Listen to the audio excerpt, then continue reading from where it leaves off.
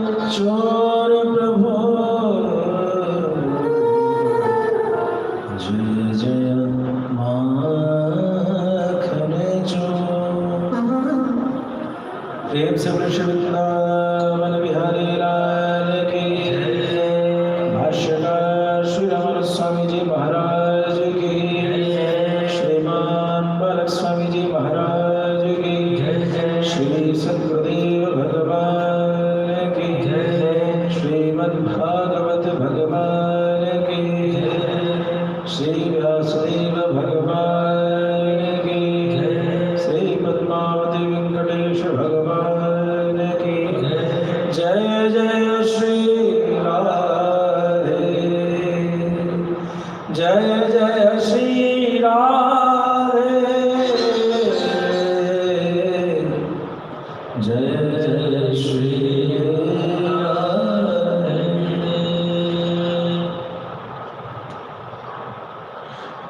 निरंतर शाश्वत सनातन निर्बाध रूप से बहरी भगवत कृपा की अनुभूति करते हुए आज हम सभी ममता में श्री राधिका रानी की आंचल में कुछ ऐसी बातों को करते हुए जीवन के कुछ ऐसे क्षण बिताने की चेष्टा कर रहे हैं जो क्षण उन परम प्रिया प्रियतम की सन्निधि की अनुभूति कराता है।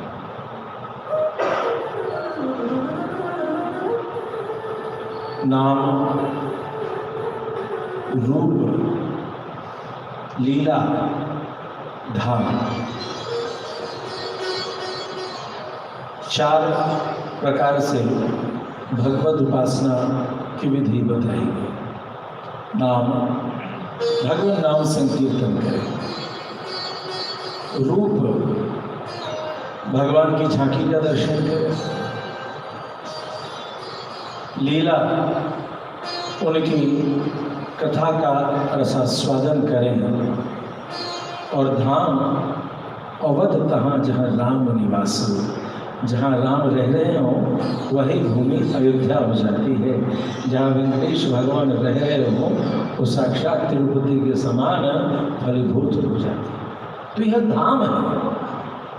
भगवान के दृष्टिपथ में हम सभी बैठ करके, जैसे फुटबॉल के ग्राउंड में खेलते रहते हैं, कोच बाहर से देख रहा होता है, समय पर ब्रेक पर वो हमें अच्छे शॉट लगाना बताता है, ठीक इसी प्रकार से उनके गोद में खेलते हुए हम सभी इस उपासना के क्रम को करके उस अक्षय पथ पर निरंतर बढ़ते हुए आज तृतीय दिवस उपस्थित हैं। आइए भगवान से उनके सुमिरन करने की शक्ति को प्रदान करने की याचना करें। हे प्रभु मुझे बता दो,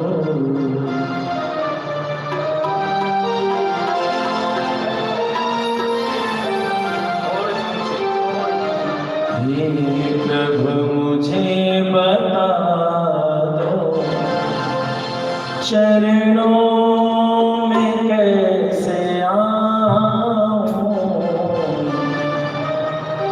माया के बंधनों से, माया के बंधनों से छुटकारा कैसे पाऊं। हे प्रभु मुझे बता दो, हे प्रभु मुझे बता दो, चरणों में कैसे आऊं। हे प्रभु मुझे बता दो, हे प्रभु मुझे बता दो,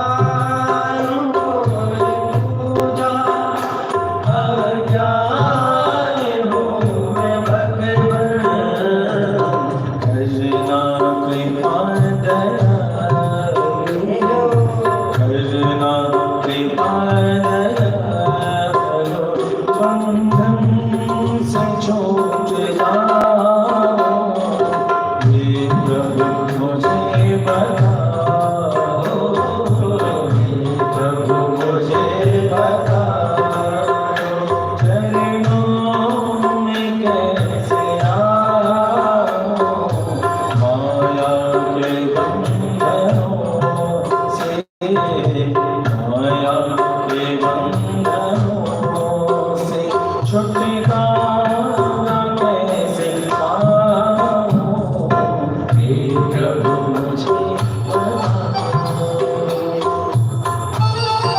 जय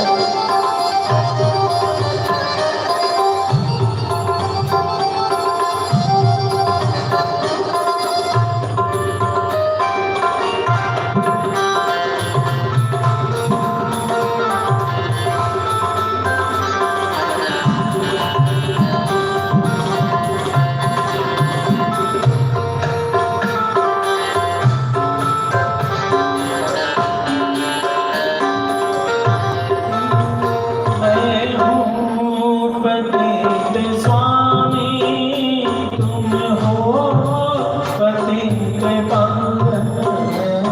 मैं हूँ पतित स्वामी, तुम हो पतित पावन। मैं हूँ पतित स्वामी, तुम हो पतित पावन।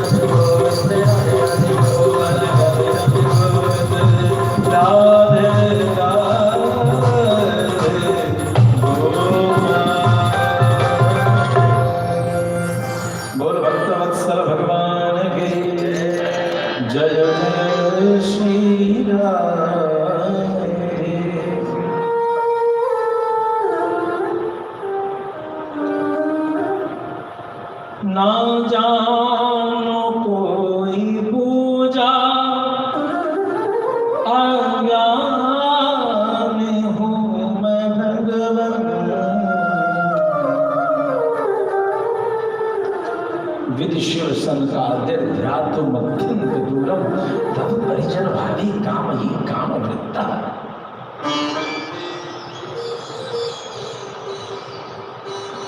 आचार्य जी अपने बारे में कहते हैं, अरे वाह, तुम जैसा ठग तो देखने में दुनिया में नहीं मिलेगा। तनिक मात्र पीड़ा आ जाती है तो हाय दया मचा पड़ने वाले हम लोग अपने स्वार्थ के लिए नित्य निरंतर लोलुप प्रयासरत रहने वाले हम सभी कहते हैं हम तो भगवान को, हम तो उनकी महिमा को, उनके रहस्य को समझ ही जाएंगे सर।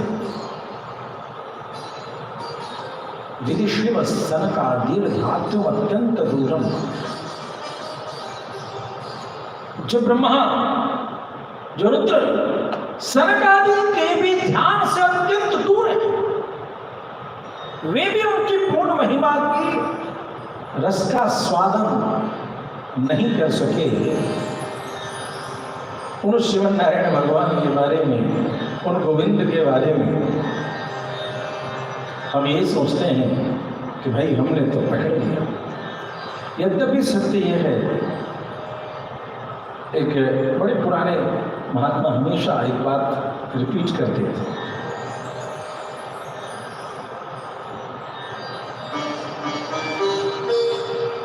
वो कहते थे महाराज जी 1.25 किलो चावल हो या 1.25 मन चावल, जब बनाया जाए एक चावल का दाना पक गया तो समझिए पूरा चावल का दाना सब पच जाए। मतलब भगवान की किसी एक लीला का प्रभाव यदि जीवन में आ गया, उसके रहस्य का आस्वादन जीवन में आ गया, तो निश्चिंत रहना चाहिए, समझना चाहिए कि पूरी टोकने के चावल का स्वाद वही है साहब। भगवान का स्वाद वही है। हर जड़ चेतन के भीतर सतत निरंतर कृपाशील है परमात्मा। हम तनिक मात्र जीवन के उतार चढ़ाव के आगमन पर क्या कहते हैं कि भगवान की कृपा नहीं है, लगता है भगवान सो गए अच्छी इंसान।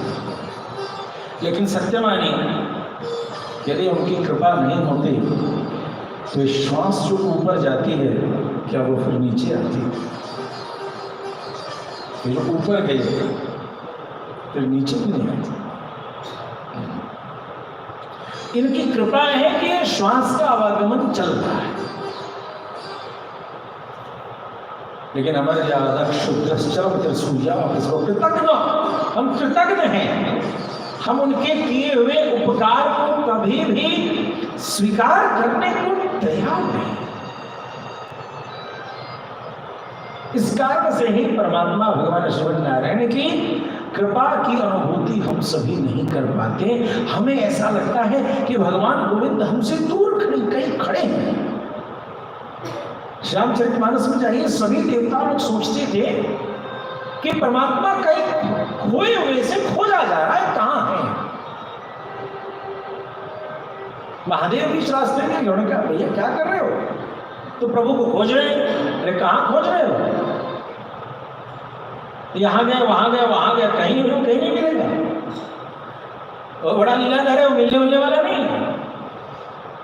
हरि व्यापक सर्वत्र समाना, प्रेम के प्रकट हो ही मैं जाना, वैश्वाना विधाशुम हो। महादेव ने उपदेश दिया, यदि परमात्मा का भजन करना है तो मुझको कहां ढूंढे रे बंदे, मैं तो तेरे पास हूं। गोविंद का अनुसंधान खोज करने की आवश्यकता नहीं, उन्हें स्वीकार करने की आवश्यकता है। कई बार कहते हैं जो भागवत कथा है, यदि देखा जाए तो अन्य सत्संग से ये रामकृष्ण की कथा क्या है, तो अन्य जीवन के जितने सत्संग हैं, सत्य जानिए, वो सुधारने के दरबार है, वहां सुधारा जाता है। जैसे आप हैं उसमें, जैसे कहते हैं ना कि बांस का भी कुछ बनाना हो तो उसको किनारा आदि छीन देते हैं, तो वही बांस कितने प्रयोग में आता है, लाठी के, ढक्कन के, लाठी के, मकान बनाने के, पता नहीं कितने काम में आता है। यहाँ तक कि कब बचपन में छठी की डलिया बांस की और अंतिम में शव यात्रा की जो यात्रा होती है वह भी उसी बांस है कि नहीं। विवाह की पालकी भी, अब तो भाई गाड़ी से नहीं तो पहले पालकी वालकी से, तो कुछ सुधारने की सही। तो कई बार हम सभी भागवत की कथा को, रामकृष्ण की कथा को भी सुधारने की चर्चा के रूप में देख लेते हैं। लेकिन सत्य बताइए, मेरे गोविंद ने कभी जीवन में किसी को सुधारने के पीछे दिमाग नहीं लगाया, स्वीकारने का प्रयास किया। कुछ जटायु को सुधारा नहीं गया, जैसे थे वैसे स्वीकार। उस केवट को सुधारा नहीं गया। पता है वो केवट जब भगवान से शर्त करके कठौती लाता है, कठौती मतलब काठ की लकड़ी, कठौती सुनता है, काठ का जो बनता था पात्र उसको कहते थे कठौती।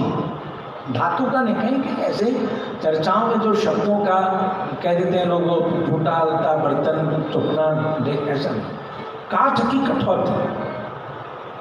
क्योंकि प्रभु श्री राम उदासीन भाव में भी है, तो उनको धातु का स्पर्श न कराया जाए, काठ का उपलब्ध है, प्राकृतिक वस्तु वनवासियों का वही दिया जाए। अभी भी आप देखेंगे कुछ संत लोग जो संन्यास धर्म को निभाते हैं, उनके पास एक तमूरा रहता है, उसको लेकर के चलते हैं।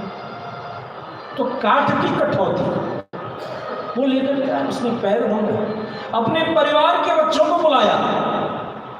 अब उसके परिवार मल्लाह परिवार, वो क्या करते हैं, उनका भोजन पानी क्या था, तो वो हाथ में ही मत्स्य चावल आदि ये सब भोजन जो कर रहे थे, वो जूठे हाथ दौड़े दौड़े चले गए। अब इस प्रसंग को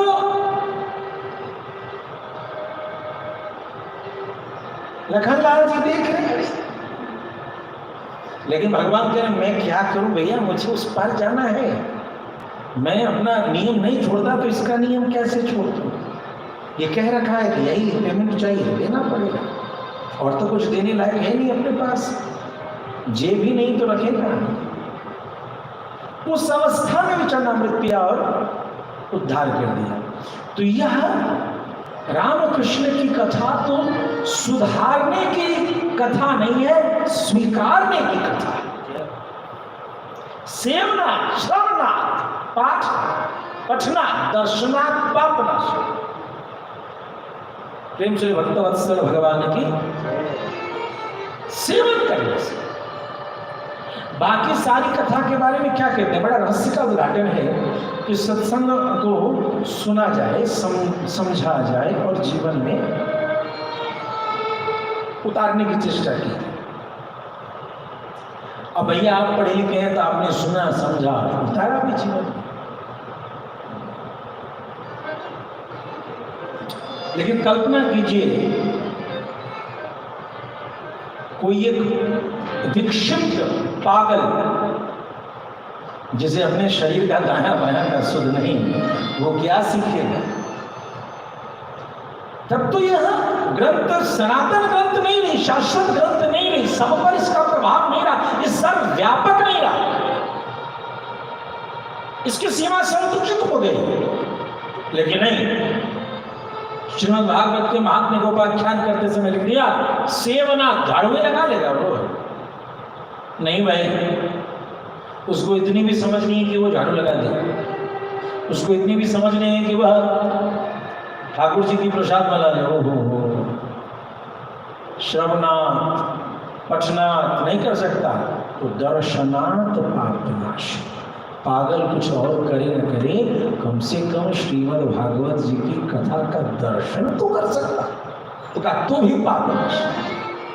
लो भाई, व्यास जी ने प्रमाणित कर दिया कि भागवत को समझ नहीं सकते, कम से कम भागवत देख तो सकते हैं। उसके लिए तो भेजा की जरूरत नहीं, बहुत ज्यादा स्कॉलर क्वालिफाइड होने की आवश्यकता नहीं। You don't need to be smart one. यदि आपका माइंड वेस्ट भी है तो भी वहां इसका उपयोग है। यह श्रीमद् भागवत के दरबार उसको स्वीकार करती है। इसलिए परीक्षित एक श्रापित व्यक्ति है, ध्यान दें। परीक्षित कौन है? एक श्राप लगा है परीक्षित। हम आपके जीवन में, परिवार में किसी एक भाई बंधु के ऊपर थोड़ा बहुत कलंक लग जाए, हम छाट देते हैं। निमंत्रण भी देने से थोड़ा कतराते हैं कि व्यर्थ निमंत्रण देना भी है इसको बुलाने से ना अपना वो सोसाइटी का स्टेटस सिंबल थोड़ा बिगड़ जाएगा। अरे अरे ऐसे इसको ये भी आया, लोग कहते भी हैं कि तुम्हारा उसे हम नहीं रखेंगे साथ। लेकिन महामना क्यों हो गए? क्यों ये परम भागवत हैं, सर्वभूत हिते रता क्यों? क्योंकि एक श्रापित राजर्षि राजा है, राजा ने इतनी बड़ी गलती कर दी। वो भी कैसा? पांडवों का पुत्र, पांडव ऋषि, अर्जुन का पौत्र है। ये भगवान इतने बड़े कुल में आकर के इसने ऐसा कृत्य कर दिया। एक महात्मा का धर्म स्वरूप, त्याग स्वरूप, वैराग्य स्वरूप एक महात्मा का अपमान कर दिया। लेकिन फिर भी उसी साधु समाज में, उसी संतों के समाज में, जिस समाज के प्रति राजर्षि महाराज परीक्षित ने अपराध किया था, उसी समाज में गले लगाने वाले हुए तो महामना शुकदेव जी। यह कथा अपनाने की कथा, यह कथा स्वीकारने की कथा है। सकृदेव प्रपन्नाय तव अस्मि चल, जो एक बार कह दे कि मैं तुम्हारा और तुम हमारे हो, बस इतना कहने के बाद हमारे गोविंद फंस जाते हैं। अब क्या करें? अब हम सर्वभूतेभ्यो राम एतत् व्रतम्, मैं उसे सर्वभूतेभ्यो समस्त प्राणियों से निर्भय कर देता हूं।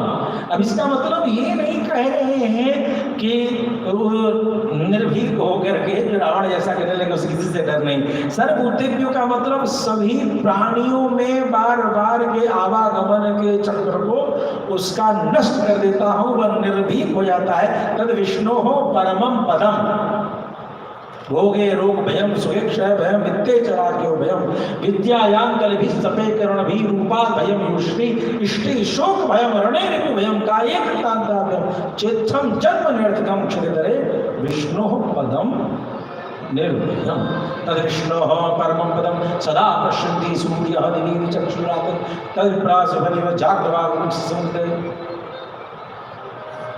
उस परम पद की चेष्टा वही निर्भय, वही अभय पद है। बोलिए भक्तवत्सल भगवान की जय। कल हम सभी ने कथा में बहुत सुंदर भाव से देखा, भगवान के ध्यान की विधि को बताया कि गोविंद का ध्यान कैसे करें, मरने की विधि बताई कि मरोगे कैसे राजा। तो मरने का तरीका बताया कि तुम क्या करना, जाकर के गंगा किनारे स्नान करना, स्नान करके अपने प्राणायाम आदि करना, प्राणापानम समोकत्ता प्राणायाम परायण, श्रीमद् भगवद गीता। प्राण और अपान वायु का बैलेंस बना दो, एक रिलेशन बनाओ इनहेलेशन एंड एक्सहेलेशन में, वही प्राणायाम है। पंच प्राण, प्राण समान व्यान उदान तो हम जानते ही हैं, लेकिन तंत्र में 5 और धनंजय आदि 5 और प्राण यानी कि 10 प्राण की चर्चा है।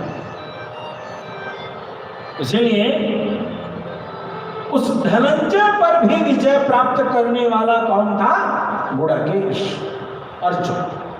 तो सोते नहीं, इसलिए कहीं के धनंजया करके गीता जी में अर्जुन का नाम उद्बोधित हुआ, धनंजय। और यही धनंजय प्राण पर जो नियंत्रण स्थापित कर लेता है, वह सहस्रार आदि का भेदन करता हुआ परम गति को जो ध्यान मार्ग की उपासना करते हैं, उनके विषय का यह चर्चा है। कहा कि प्राणायाम करो, प्राणायाम परायण। गीता जी भी कहते हैं प्राणायाम जरूर करें। प्राणायाम क्या है? ईड़ा, पिंगला, सुषुम्ना, 3 नाड़ी है, मध्य में सुषुम्ना नाड़ी और दाएं बाएं ईड़ा पिंगला।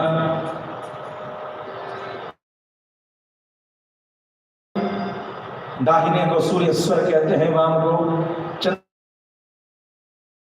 बड़ा प्रगाढ़ विषय है। तो प्राणायाम के माध्यम से जब दोनों में इक्विलिब्रियम हो जाता है, बैलेंस होता है, तब जाकर के सुषुम्ना की यात्रा प्रारंभ होती है। और ध्यान देंगे मूलाधार तो चक्र है, उसमें क्या है? गरुड़ पुराण में भी इस पर वर्णन आया है, आदि कई पुराणों में। वहां भी 3.5 आवृत्ति का एक शक्ति स्वरूप नाग बैठा है। अर्थात तो सुषुम्ना की जागृति करो और जागृति करता हुआ भगवान का ध्यान करो, गोविंद का ध्यान करो। गोविंद का ध्यान करता हुआ इस शरीर का तुम त्याग करो, इस शरीर का तुम त्याग करो। जब हम भगवद आराधन के पूरे क्रम में जाते हैं, तो इस सूक्ष्म ध्यान की विधि को बड़े संक्षेप में भगवद आराधन की पुस्तकों में वो उपलब्ध रहता है, लेकिन हम उसे कर नहीं पाते। नित्य की आराधना है कि शरीर को, मानसिक शरीर को मानसिक यज्ञाग्नि में नष्ट करो। ज्ञान आज्ञा भस्मसात कुरुदे अर्जुन। मानसिक उपासना में इस शरीर के द्वारा किए गए समस्त कृत्य को, उस मानसिक शरीर जो दोष गुणों से युक्त है, इसे भगवान के लिए जो हम स्वाहा स्वाहा जो प्राकृतिक रूप में, प्रत्यक्ष रूप में, प्रैक्टिकल रूप में करते हैं, इसको मानसिक स्तर पर करके उसमें अपने कर्मों को, पूर्णाहुति को मानसिक रूप से करें। ऐसा विधान हमारे आचार्य भी जब भगवद आराधन की प्रगाढ़ता में प्रवेश करते हैं, तो यह सब सीखने को, अनुसंधान करने को मिलता है। इसी विधि का प्रवचन महामना सुखदेव जी ने किया और इसके पश्चात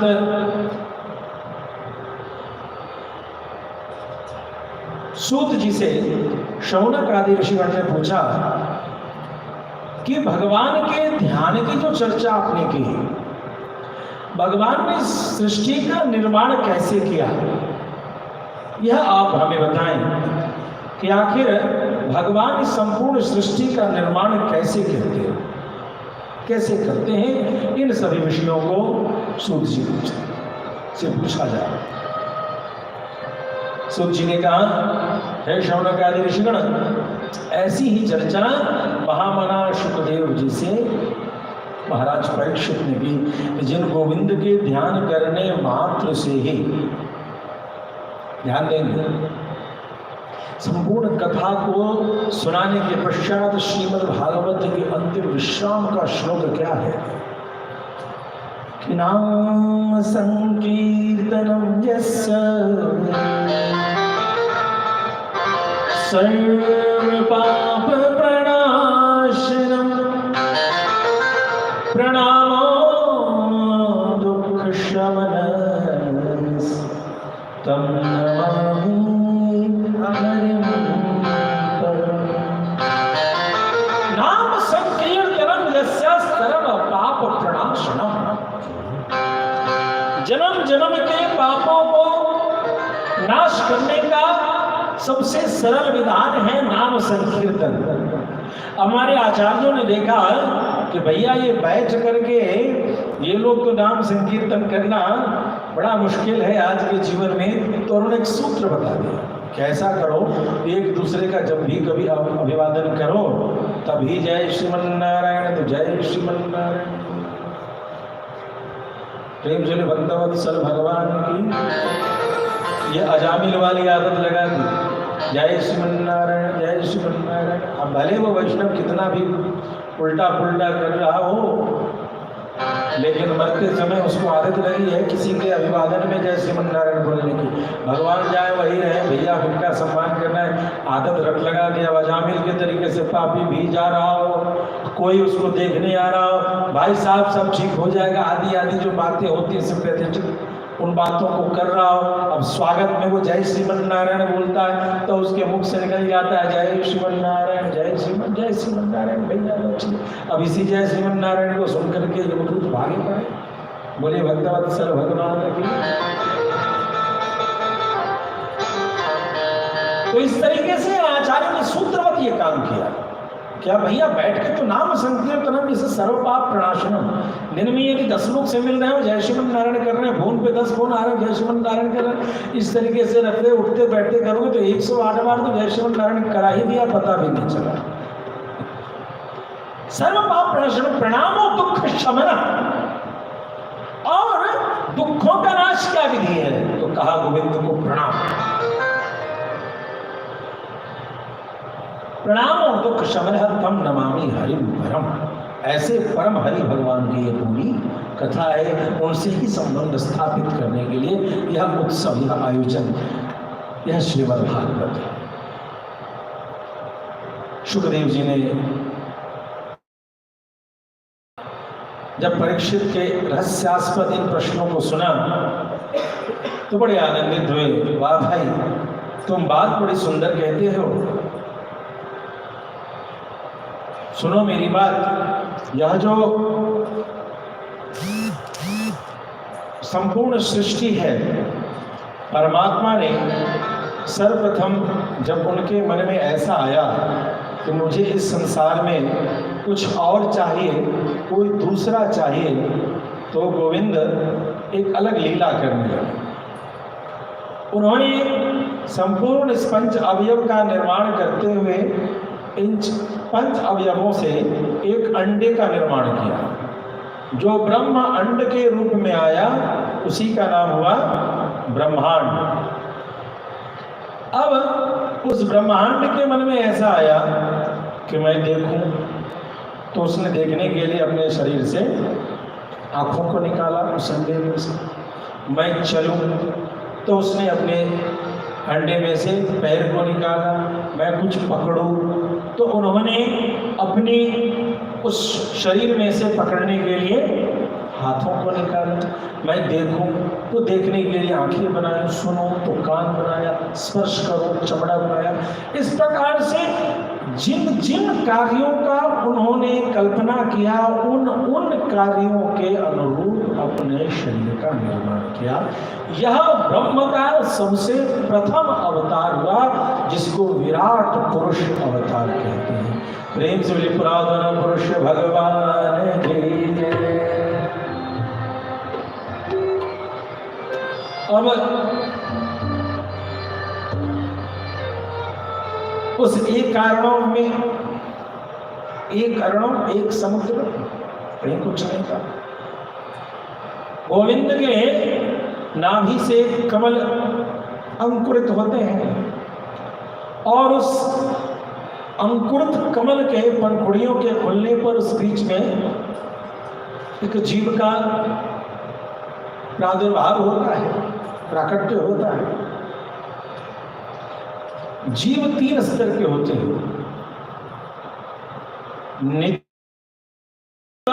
जो इस संसार के में रह करके अपने कर्मों का फल भोग रहे होते हैं ना, इनको बद्ध जीव कहते हैं। और मुक्त जीव जो अमलात्माएं भगवत उपासना से मुक्ति को प्राप्त कर चुके हैं, ऐसे परमहंस अवस्था को प्राप्त जीवों को मुक्त जीव कहते हैं।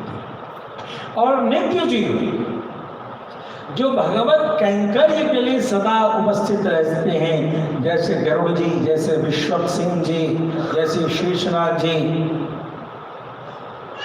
जैसे रुद्र ब्रह्मा आदि, ये सभी भगवत कैंकर्य रूप में सदैव उपस्थित रहते हैं, तो इनको नित्य जीव कहते हैं। प्रेम से भक्तवत्सल भगवान की। अब ब्रह्मा जी के मन में भाव आया कि मैं तो आ गया, मैं अकेला।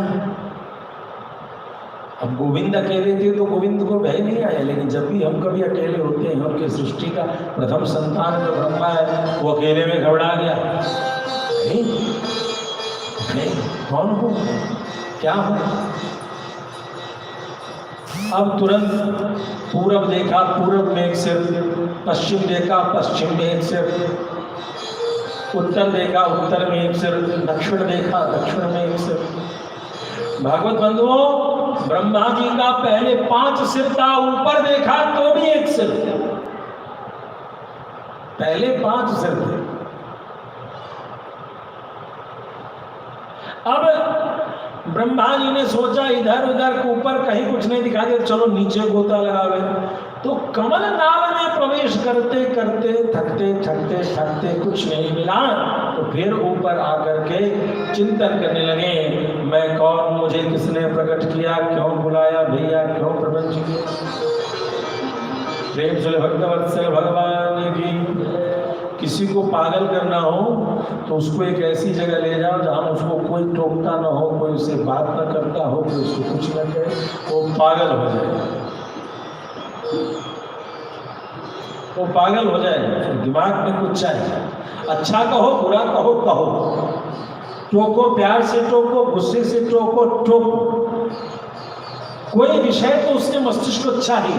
यदि कोई विषय उसे नहीं मिलेगा तो वो अपने बारे में सोचता सोचता बावरा हुआ जाए। ब्रह्मा जी की स्थिति गंभीर होगी। ब्रह्मा जी सोच रहे क्यों आया, क्या होगा, कहीं कुछ नहीं दिखता है। भगवान को दया आ गई। भगवान ने आकाशवाणी की 16वां और 21वां वर्ण तप तप तप तप तप तप तप कर। ब्रह्मा जी ने तप करना प्रारंभ किया। जब तप करके शक्ति मिली तो भगवान ने कहा तुम सृष्टि करो। तो सृष्टि किया तो पहले सनकादि मुनिगण की रचना हुई। अब सनकादि मुनिगण की जब रचना हुई तो ब्रह्मा जी ने उपदेश दे दिया कि अनेक अनेक कृत्य से अच्छा है हरि शरणागति। उन्होंने कहा जब सबसे अच्छी हरि शरणागति है तो आगे की बात क्या सुननी है, अब हरि शरणागति ही करेंगे। सृष्टि क्रम में आ गई। बड़ी चिंता हुई। जब उनकी चिंता हुई तो भृकुटी तनी तो भृकुटी तनने के मध्य से जो है एक नील लोहित वर्ण के सामने प्रकट साक्षात रुद्रदेव। रुद्र को कहा तो अपनी सृष्टि करो। रुद्र ने अपने डिपार्टमेंट की सृष्टि प्रारंभ कर दी। भूत प्रेत पिशाच हाय हो सब जगह। अब तो ब्रह्मा जी ने कहा यही हाय हो सुनने के लिए रुद्र को कहा भैया तुम थोड़ी तपस्या कर लो, ज्यादा अच्छा रहेगा। शंकर से आज स्वरूप समारा लाज समाधि अखंड अपारा। समाधि लगाओ भाई, अच्छा है। अब महादेव ने कहा जी पिताजी जो कहिए तो सुना। बोलिए भक्तवत्सल भगवान की।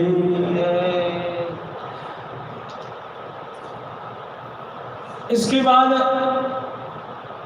ब्रह्मा जी ने अपनी शरीर से 10 मानसिक पुत्रों का निर्माण किया, मरीचि आदि पुत्रों।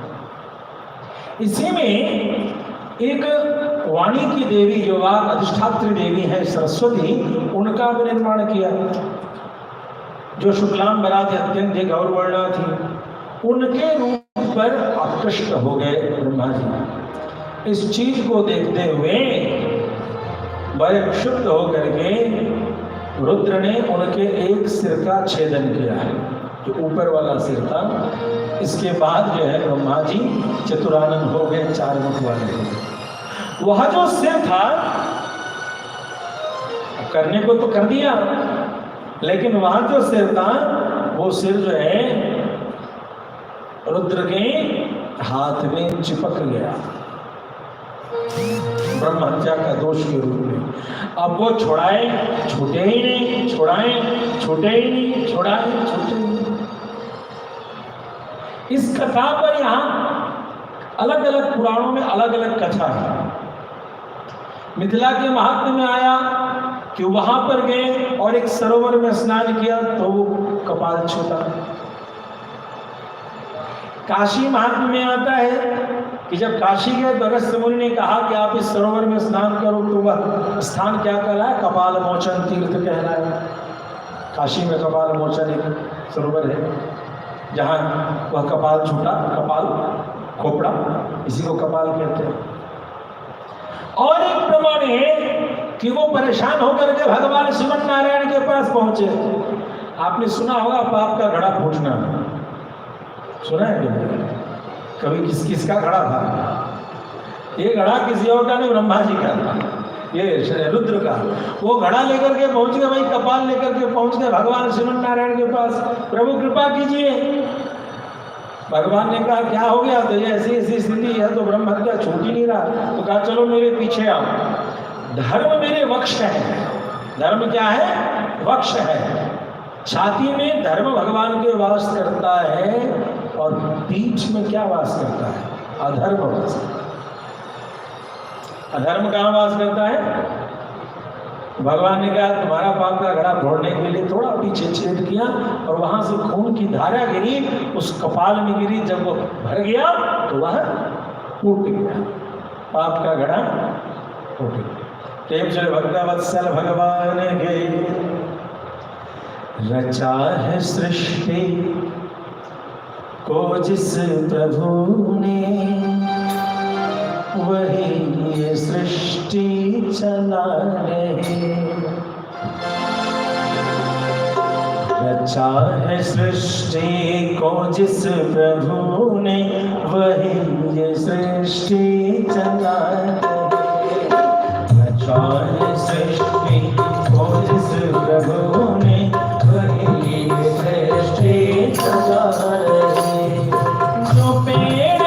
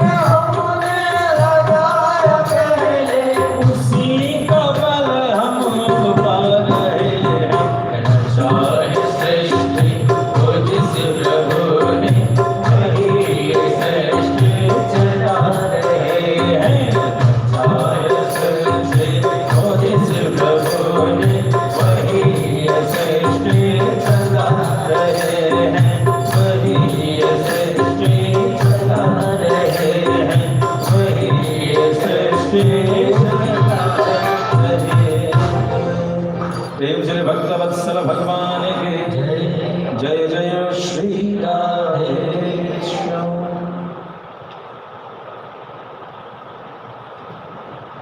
इस प्रकार से ब्रह्मा जी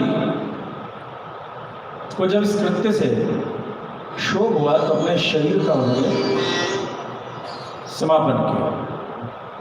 उस समय जो शरीर उन्होंने छोड़ा है वही कोहरा बना, कुहासा, कोहरा, फॉग, ये ब्रह्मा जी का ही शरीर है।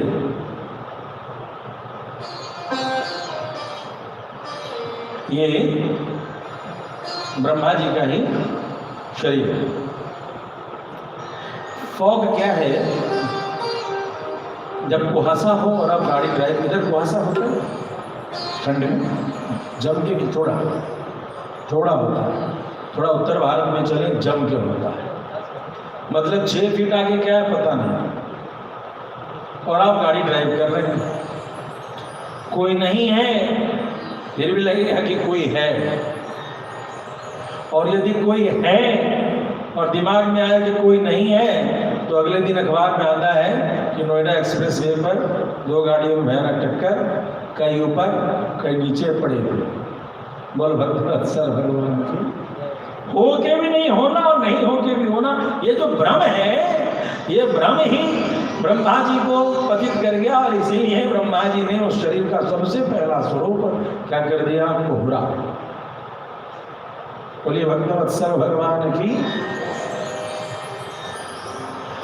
अब ब्रह्मा जी ने अपने शरीर को बार बार निर्माण करना, और ब्रह्मा जी बार बार उस शरीर से जो है अलग अलग, कभी भूत प्रेत आदि अलग अलग कई योनियों का उन्होंने निर्माण किया, देवताओं का, इन सभी का निर्माण करते करते यक्ष गंधर्व इन सब का निर्माण किया। अंत में उन्होंने अपने शरीर को 2 भाग में बांटा है। लेकिन ये जो सृष्टि थी वो आगे बढ़ नहीं रही थी, तो सृष्टि को आगे बढ़ने के लिए ब्रह्मा जी ने अपने शरीर का 2 भाग किया। एक का नाम हुआ मनु और दूसरे का नाम हुआ शत्रु। मनु जी के ही संतान मनुष्य कहलाए, मानव कहलाए। अच्छा, मनु जी के संतान मनुष्य, मानव कहलाए, मनु से मानव। जो इंग्लिश की भाषा है उसमें भी मनु से ही मैन बना, ह्यूमन, इवन साइंटिफिक नेम में भी होमो सैपियंस, साइंटिफिक नोमेनक्लेचर उसमें भी वैसा ही पाया गया। अब प्रश्न यह उठता है कि होमो से ह्यूमन, मनु, इन सभी का रिलेशन है। यदि मनु की बातों को नहीं मानते तो उनको मानव भी नहीं मानना चाहिए। भारत के संविधान को नहीं मानेंगे तो उसे भारतीय मानेंगे? नहीं मानेंगे। हम क्या कहते हैं, भैया तुम पाकिस्तानी हो क्या, इस देश के संविधान का सम्मान नहीं करोगे? यथा राजा तथा प्रजा, जब राजा के संविधान को नहीं मानेंगे तो उस राजा की प्रजा आप नहीं माने जा सकते। मनु की स्मृति जो महाराज मनु ने लिखा है उसके प्रति अपमानजनक स्थिति रखने पर आप जो हो सो हो, कम से कम इतनी तो कृपा करो कि जो हम मनुस्मृति नहीं मानते हैं तो भैया मेरे लिए नए शब्द का प्रयोग करो, हम मनुष्य नहीं। मनुष्य वही है जो मनु से मिश्रित है और जो मनु को नहीं मानता। मनुष्य कैसा? You need to create a new term for yourself, because you are going to disrespect the Manu and his decisions। तो मनु से ही मनुष्य है, मनु से ही मानव है, मनु के प्रति ही। और कई बार तो आनंद का विषय है कि उन्हें पता ही नहीं कि मनु कितने हैं। ये स्वयंभू मनु है।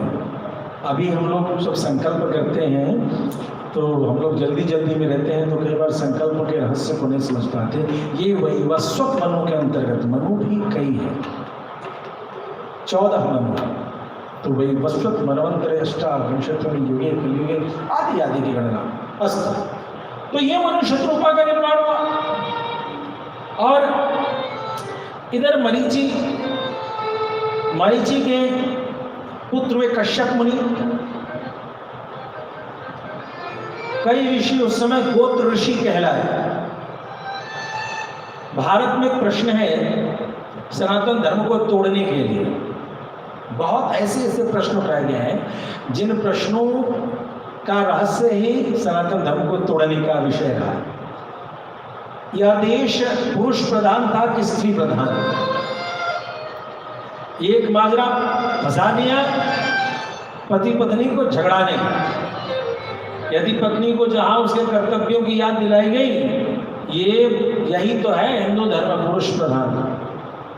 लेकिन सत्य ये है कि हमें अपने ननिहाल का कोई ठिकाना रहता है 2-3 पुस्तों पर, और ना हमारे ददिहाल यानी दादाजी के वंशज का 2-3 पुस्तों पर, और न ससुराल। इनका भी 2-3 पुस्तों पर के आगे का डिक्शनरी अवेलेबल नहीं है, हायरार्की हमें नहीं पता है। लेकिन हमें एक चीज पता होता है, हम किस यूनिवर्सिटी के छात्र थे। हमारे परदादा दादा परदादा ये यूनिवर्सिटी के जो छात्र थे उनको एक लेबल लगा है, इसी को कहते हैं गोत्र परंपरा। आप किस गोत्र के हैं? यह गोत्र आप जिस गुरुकुल के प्रोडक्ट हैं वो आज तक चला है। तो भैया ये देश न तो पुरुष प्रधान रहे, प्रैक्टिकली देखिए तो न पुरुष प्रधान है, क्योंकि जब विवाह संस्कार आदि का कर्म जैसे आता है वहां पर सामने क्या उपस्थित होता है? गोत्र की परंपरा, कुल की परंपरा। न पुरुष की परंपरा न स्त्री की परंपरा। परंपरा क्या आता है? ऋषि कुल की परंपरा। अर्थात न पुरुष प्रधान न स्त्री प्रधान, यह देश ऋषि प्रधान है। तो कश्यप मुनि जी की याद आई कि जितने भी गोत्र हैं, यदि किसी का गोत्र नाम न याद हो, कश्यप जी की 13 पत्नी, तो इन्हीं कश्यप जी के गोत्र का नाम उच्चारण करके उनके संकल्प को कर दिया जाता है। जैसे कोई अज्ञात शव आदि मिल जाए उसका दाह संस्कार उसका।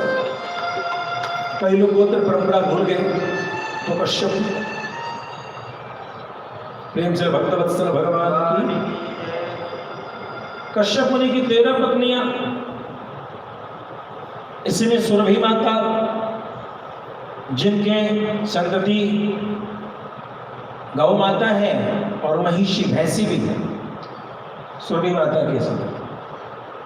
कद्रु नागवंश विनता के 2 पुत्र हुए, एक अरुण जी और एक गरुड़ जी। कद्रु विनता की कहानी आप सभी ने सुनी ही होगी। सौतिया डाह यदि हुआ है, 13 थी लेकिन हुआ तो इन दोनों में फंसी बात।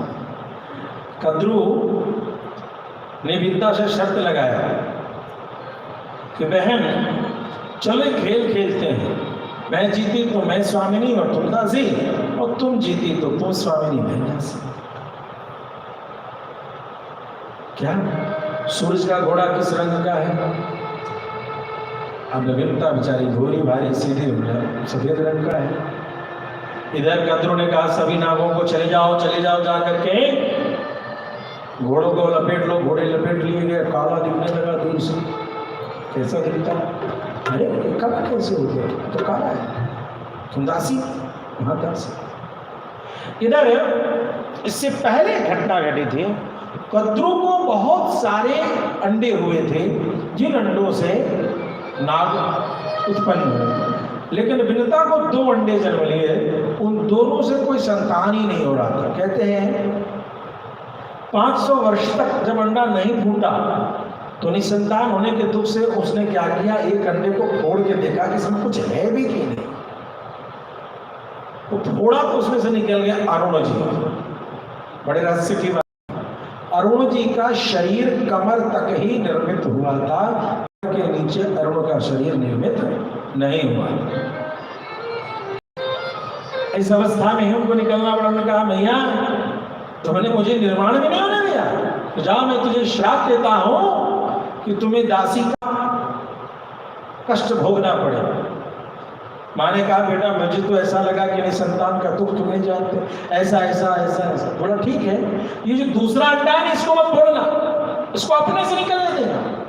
और जब ये निकलेगा तो इस जैसा पराक्रमी न भूतो न भविष्यति होगा। और अरुण जी वहां से सूर्य की उपासना में सूर्य की सेवा में, तो जिनका एक बेटा सूर्य का वाहक था, उसके रहते हुए भी घोड़ों के रंग में ये मात खा गई और बन गई दासी। अब वो दासित्व के कष्ट को भोग भी रही हैं और उस अंडे को देखती हैं, प्रभु से प्रार्थना करती है, अंडा कब फूटेगा, कब फूटेगा, कब फूटेगा। समय आया, वो अंडा फूटा। माँ प्रणाम। अब बड़े बेटे ने कहा था कि यह तुम्हारा उद्धार करेगा, बेटा दीर्घायु भव। तुम रोती क्यों हो, क्यों उदास हो, बोलो अपना क्या दिक्कत है। तो बेटा ऐसी ऐसी घटना हुई, मैं तो दासी बनी पड़ी हूँ। यद्यपि घोड़े का रंग जो है सफेद होता है, लेकिन मैं छल के कम आ गई और ऐसी ऐसी बात हुई। अच्छा ये बात है, बस लगाया एक पंख उड़ाया और पंख उड़ा करके पहुंच गए घोड़े में लगे, नाक को काटने लगे।